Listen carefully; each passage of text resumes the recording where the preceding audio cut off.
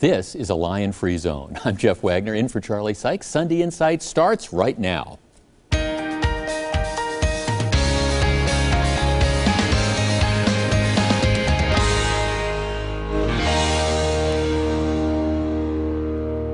Good morning. Welcome to Sunday Insight. In the week that was, this lion apparently does not sleep at night. A few residents of Milwaukee's north side swear they saw a mountain lion prowling the streets. One person even took a grainy video of what they claim is the animal. Now, as of the taping of this show, authorities have looked high and low and cannot find any evidence of the lion. Nevertheless, some people say they saw what they saw. In related news, Sasquatch has been spotted in the vicinity of a Water Street bar, and something resembling the Loch Ness Monster has surfaced around Jones Island. Scott Walker and groups supporting his presidential campaign have raised $32 million. That still puts him fourth among GOP candidates. Donald Trump says he spends more than that on hair gel every month. And finally, in the wake of the shootings at the Army Recruitment Center in Chattanooga, Governor Walker has ordered that the Wisconsin National Guard members be allowed to arm themselves while on duty. Terrorists, you've been warned. But first, the Downtown Arena project. After passing the measure with bipartisan support in the state Senate over a week ago, the proposal now moves to the state assembly.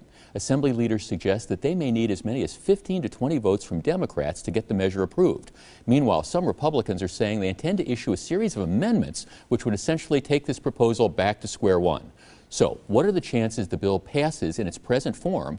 And if it doesn't, what happens next?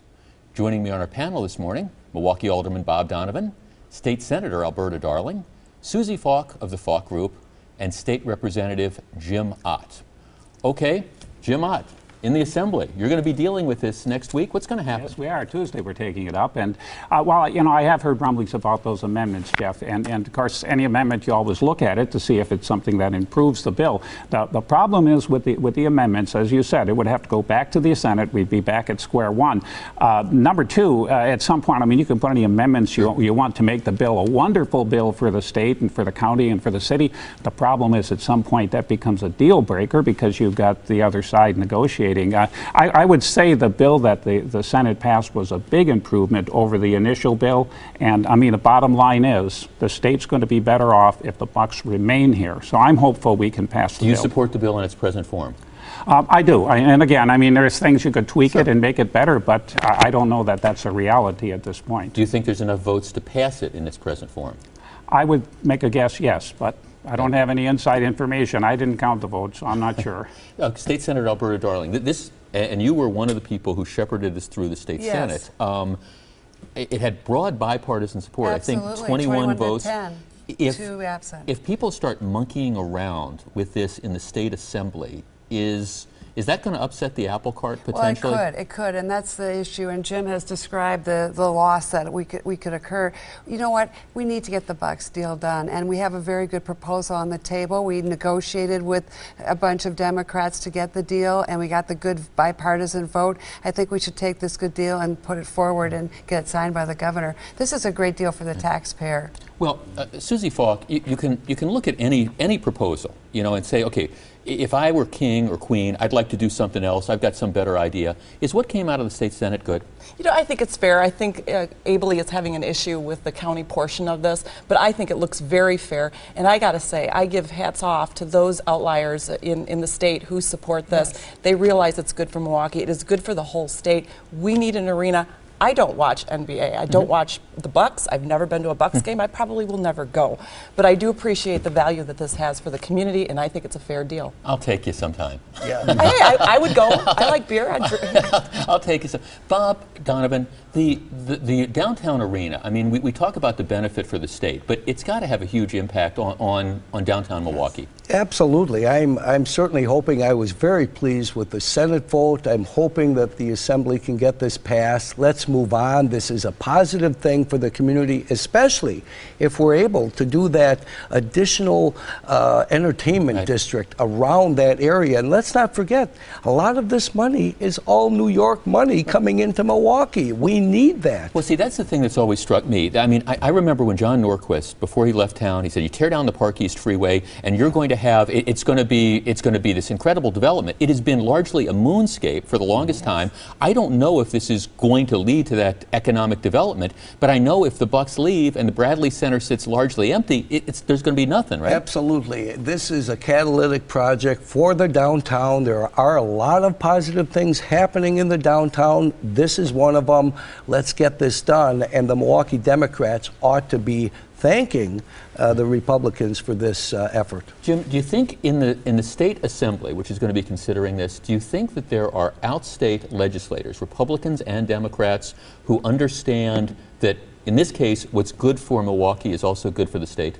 You would hope so, Jeff, and I think probably the farther out state, the more difficult it is to get support for the arena. And I can understand that. The reps hear from their constituents who say, why are we doing this? It's all for Milwaukee. But, you know, the bottom line is the state gains more in income and sales tax revenue, particularly from out-of-state players, than if the team leaves. It's a win. I couldn't agree more. Okay.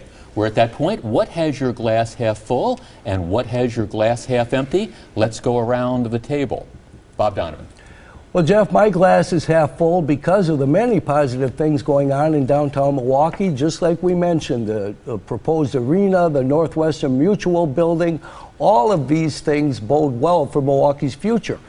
My glass is half empty because, sadly, the real problems impacting Milwaukee, such as the crime, joblessness, our failing schools, remain largely unaddressed. Alberta Darling. I'm very enthusiastic and optimistic that Milwaukee will keep the Bucks. It's so important that the future of our city, for our future of our city, to have this as a destination location for our NBA team.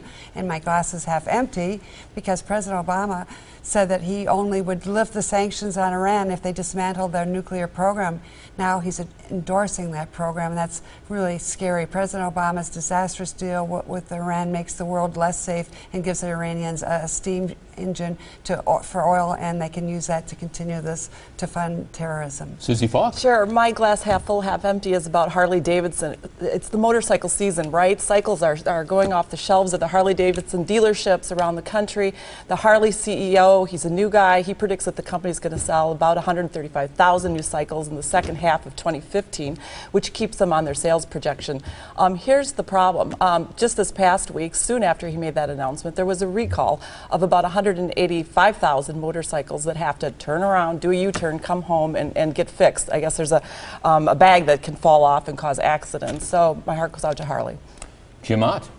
My glass is half empty, Jeff, because Wisconsin has experienced 2 extremely cold winters with lots of snow. Now, it's more than half full because Lake Michigan is 3 feet higher than it was 18 months ago and a foot above the long-term average. That's not exactly what the man is causing global warming crowd predicted. And my glass is half full because since late June, the Brewers have the best record in baseball. It's half empty because the season started in April. What can you do? Next on Sunday Insight, is it time to revisit the Milwaukee Police Department's policy on chasing subjects? Stick around.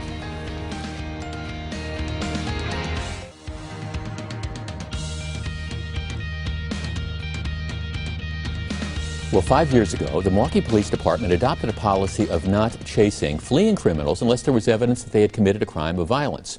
Not surprisingly, the bad guys found out about this and are now exploiting it to the max, despite the fact that everyone from car thieves to drug gangs are now routinely being allowed to flee from authorities without being chased.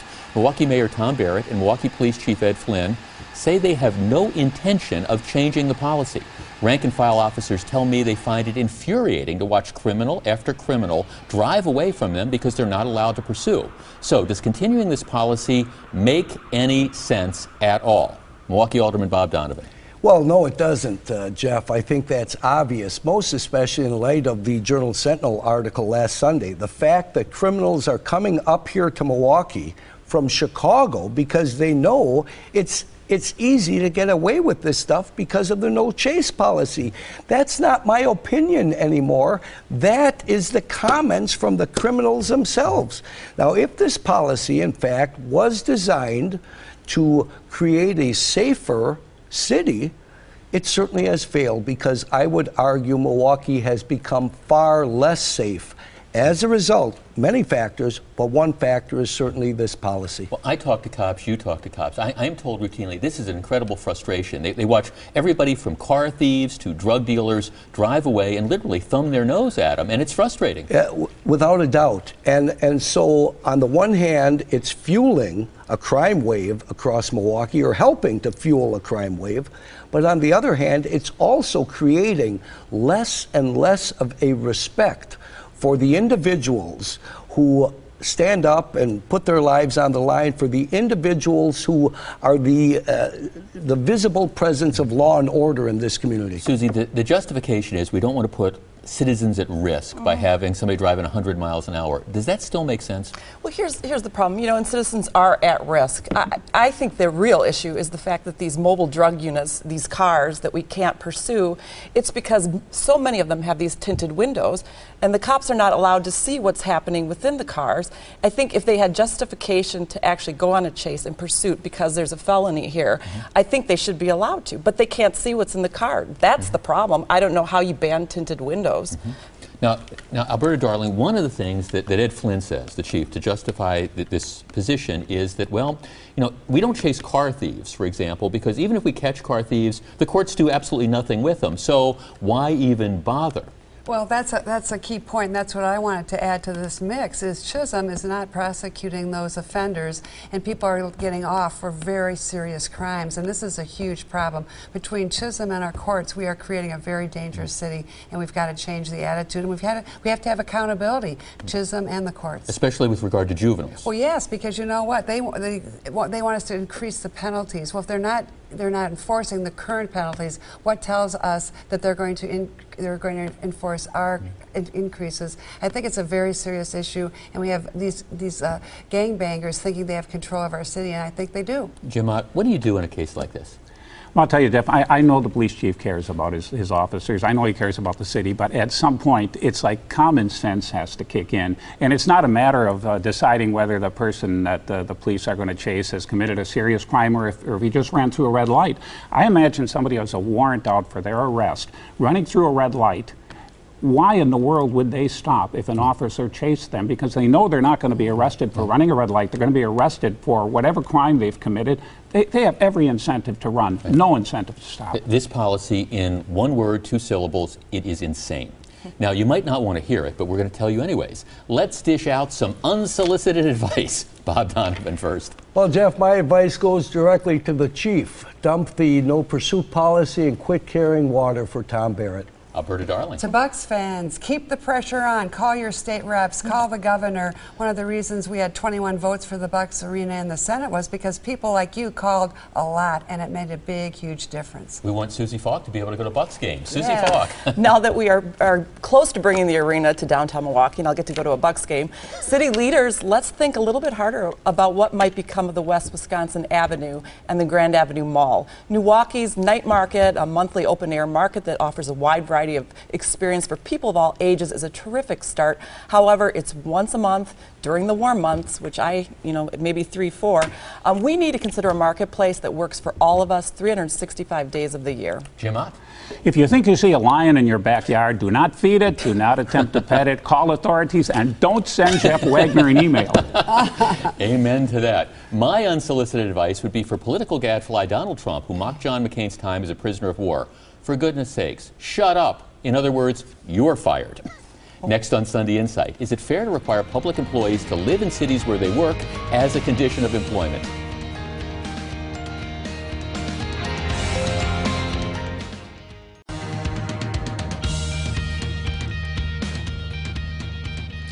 Well, this week, the Wisconsin Court of Appeals voided a new state law that did away with Milwaukee's residency requirement for police officers and firefighters. Since the law was passed, hundreds of workers have potentially moved out of the city and now find their status in limbo. The Milwaukee Police Association is going to appeal the decision to the state Supreme Court, and my guess is that a majority of the court will have a different take on the question than did the Court of Appeals. Still, the residency requirements remain a hot-button issue for many city officials. So, should employees be forced to live within the boundaries of the communities in which they live? Ms. Falk. Well, boy, you know, these employees who had to move out, now they're in different residences, I think they get to stay. But I do agree with the justice who said, or the Court of Appeals. Thank you, who said, look, this is not a state issue. This is a local issue, and you should have local laws of, you know, impacting the workers. And I think that if the city decides that it wants its employees to stay within the city limits, I think the city should be able to decide that. So moving forward, now the folks that have moved out of the city, I think, should be given sort of special circumstance.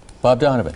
Well, I've never had a problem with residency, and certainly that's an issue that myself and the police and fire unions disagree on. Having said that, it certainly is in the best interest of the city to keep and allow or to ensure that our city employees live there. So it's very parochial that I say I have no problem with it. At the same time, I do understand both arguments. A lot of cops and firefighters tell me one of the major reasons they need to move out is our schools. And their unwillingness to send their children, most especially to middle and high schools in MPS. Alberta. You know, I totally agree that the residency laws should not happen. We should not force people to live in certain areas of the city. We should say you are a free person. And you know what? Bob is absolutely right. The Milwaukee Public Schools is the biggest reason why people in the police or fire want to move out of the city. And you know what? The city has not suffered from the residency law, because if you looked at the last week's or the weeks before paper, sales are up in Milwaukee, commercial sales are up in Milwaukee, and Milwaukee has no sign that's going to deter that enthusiasm. Yeah, Jim, I just never understood that the concept that you have to essentially keep your employees as prisoners, because the city, whether it's schools or whatever, that if you don't have this rule, people are just going to flock out. Never made any sense to me. Right, and I voted for the bill to end the residency requirement, so obviously I agree with you on that. And I also agree that the next stop, state Supreme Court. And again, my you would go broke potentially trying to predict what any courts do, but I really do believe that a majority of the state Supreme Court's probably going to have a different view than the Court of Appeals, which means I predict at least that these residency rules, the law banning them, is going to be upheld. Is what they said what you heard? Let's go around the table. Bob Donovan. What they said was the administration is going to be implementing Operation Ceasefire again, a very successful crime-fighting initiative from 15 years ago. What I heard was what took them so long in the first place, and if it was so successful, why was it dropped then? Alberta Darling. And now when I heard Donald Trump attack Senator McCain's military record, I heard a guy who still thinks he's on a reality TV show. The American people need a leader, not a shouter. Susie Falk. Tia Nelson, the head of the state's Public Lands Board and daughter of Governor Nelson, who founded Earth Day, resigned this past week, saying she had received an attractive job offer and would be leaving the agency. Although she was in a major public dispute with the state treasurer, who pushed a resolution to ban her agency's employees from doing work related to climate change on state time, she said she was deeply touched by the support she got while at the agency. What I heard was, adios, I'm out of here, going to work with people who actually care about the environment and global warming. Jim Ott. Jeff, lawyers in California said they were filing a class action suit against Major League Baseball, to protect fans from injuries. What I heard in their error-plagued suit is, let's make a quick buck. What Tom Barrett said was he's finally serious about cracking down on the explosion of violent crime in Milwaukee. What I heard was there's an election coming up, and Bob Donovan is making too much sense on this issue. Next on Sunday Insight, our panel picks the winners and losers of the week. First, though, here's your morning news update.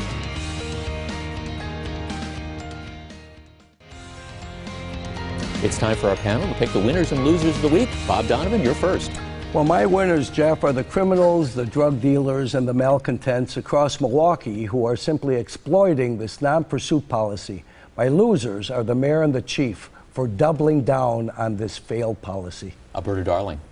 Winner of the week's free speech. The Wisconsin Supreme Court reined in the out-of-control Milwaukee County District John Chisholm. If you missed it, the Wall Street Journal has an excellent story on Chisholm's efforts to punish individuals based on their political beliefs. The loser of the week, Planned Parenthood. I gave up on this organization years ago when it became clear that women's health issues aren't their priority. And after the video showed Planned Parenthood selling baby organs for profit, I don't know how anyone can support them. Susie Falk. Yeah, my losers of the week. We go to theaters to escape the monotony, headaches, and sometimes pain of our everyday lives. Theaters should be a place for us to set our fears and concerns aside, but not anymore. Now, thanks to another mass shooting at a theater in Louisiana, on the heels of the conviction of mass murderer James Holmes, who gunned down a dozen in a Colorado theater, that place to escape doesn't seem so friendly and like such an oasis. The winners of the week are the more than 24 inner-city youth who will be building wooden boats and learning about carpentry and the trades, thanks to a gift from the Milwaukee NARA Foundation. This initiative is the work of a new Building to Learn coalition whose members include private, charter, and public schools, foundations, and agencies, all focused on forging new and meaningful pathways for area students to develop skills and education that positions them to succeed in the local economy. Jim Ott. Jeff, my losers this week could be Milwaukee County taxpayers as the county board attempts to assess the effects of a multi-million-dollar mistake by a consultant in setting the 2015 payment to the employees' pension fund. And my winner, I also say the Wall Street Journal for the outstanding reporting they have done in exposing the abuse by prosecutors and others in using Wisconsin's John Doe law as a political tool. I look forward to serious action by the legislature to reform the law. And my winner is Mequon native Jordan Nybruki, who finished tied for 6th in the British Open. Way to go. My loser is left-wing UW professor Sarah Goldrick-Robb, who apparently will not be disciplined despite trolling the internet to find prospective UW students and discouraging them from attending the school. If there's ever an example of the need to rein in academic tenure, she is it. Thanks for joining us. Have a great week.